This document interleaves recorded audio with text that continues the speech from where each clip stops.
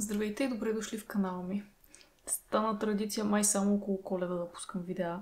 И понеже сега е сезонът на намаленията, започнах да се чудя какво да взимам като подаръци за Коледа. Реших, че моментът е дошъл да направя и видео. В случая ми се стори добра идея да покажа няколко неща, които ние имаме и сме си купували през годините и сме останали доволни, защото вече на база личен опит мога реално да ги препоръчам и смятам, че това е доста добра идея. Избрах 10 неща, така че ето 10 наши любими неща, които мога да препоръчам като коледни подаръци или за купуване на черен петък. Линкове, както обикновено, ще има долу в описанието.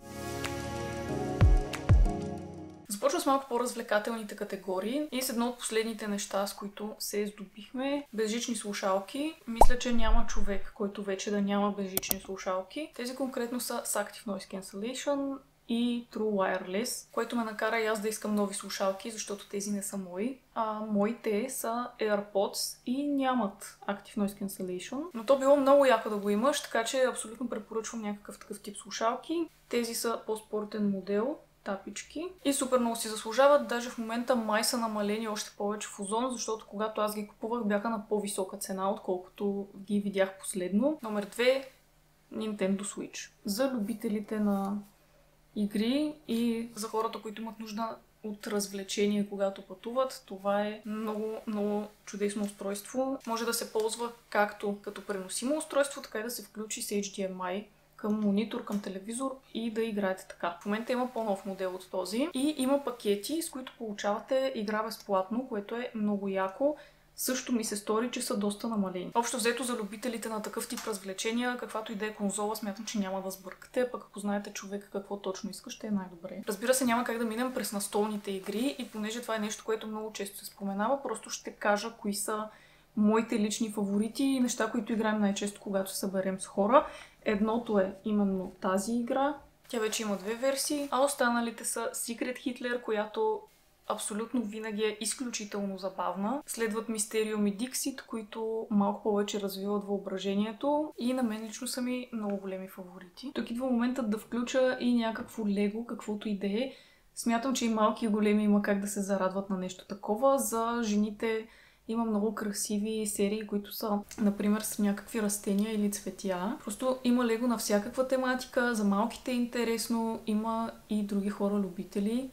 Или може да подберете темата така, че да подхожда на човека, на когото подарявате. Аз, например, не съм от най-големите лего запалянковци, но въпреки това имам ето това мъничкото, което много си харесвам. И също така имаме едно голямо с замъка Хогвартс, което отне изключително много време да се построи, но за мен беше изключително голямо удоволствие. И в момента всеки път, когато погледна към този замък, така ми се стопля душичката. И въпреки, че не бих напълнила дома си с лего, просто тези двете са важни за мен и ми носят удоволствие. И също така биха могли да се използват като средство за сплотяване на семейството покрай празниците, за някаква обща дейност или дори просто да си занимавате децата с нещо. Следващото нещо, което ми идва на ум, е някаква хубава мишка, по-висок клас. Независимо дали подарявате на геймър или човек, който просто работи много на компютър, може да съобразите мишката с неговите предпочитания, да съобразите това какво би било удобно на ръката на дадения човек, защото има по-плоски мишки, има такива, които стоят леко изправени, има просто най-различни и тези, които са наистина хубави, са доста скъпи. Смятам, че сега е моментът да се вземе нещо такова, когато има толкова много намаления и е толкова добре приложимо както за малки, така за големи, както за хора, които играят много игри, така и за хора, които работят в офис и на компютър.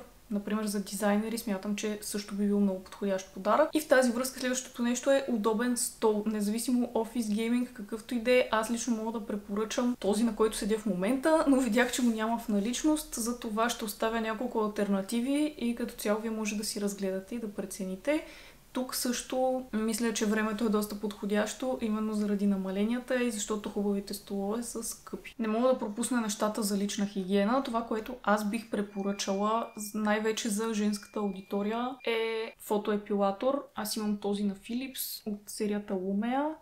Не съм сигурна точно кой модел е, но вече е на няколко години и не мога да спра да го препоръчвам. Изключително съм доволна лично аз. Това, което си спомням е, че е от скъпите, не от по-евтините. Мисля, че по-евтините не вършат толкова добра работа. А за мъжката част Philips One Blade.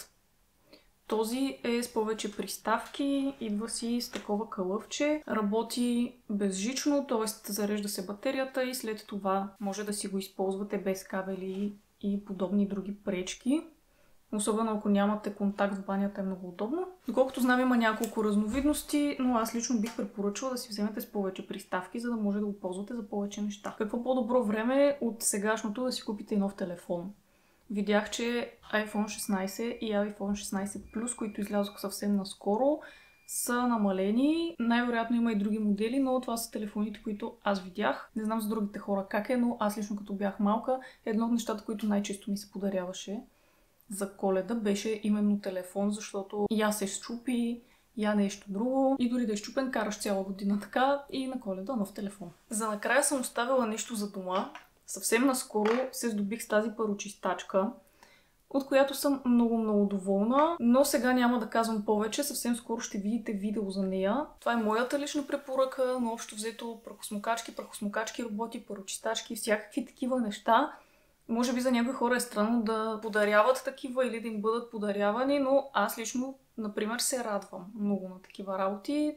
Подозирам, че всеки има по един човек, когото познава и който би се зарадвал също. Това, което мога да кажа по-конкретно в момента е, че марката, на която е парочистачката ми, чувам за първи път тази година и всъщност се оказа много сполучлива. Поне чух и други хора, че са доволни от прахосмокачките им и мисля за напред да пробвам повече техни неща. Така че според мен си струва да ги погледнете, защото съотношението цена-качество смятам, че е много добро. С това се изчерпват моите предложения. Надявам се да сте намерили нещо полезно между тях. Може да ми споделите вие какви коледни подаръци си харесвате да ви правя. Няма да казвам, ще се видим съвсем скоро, защото ще бъде лъжа, но се надявам да бъде възможно най-скоро. Довиждане и до нови срещи!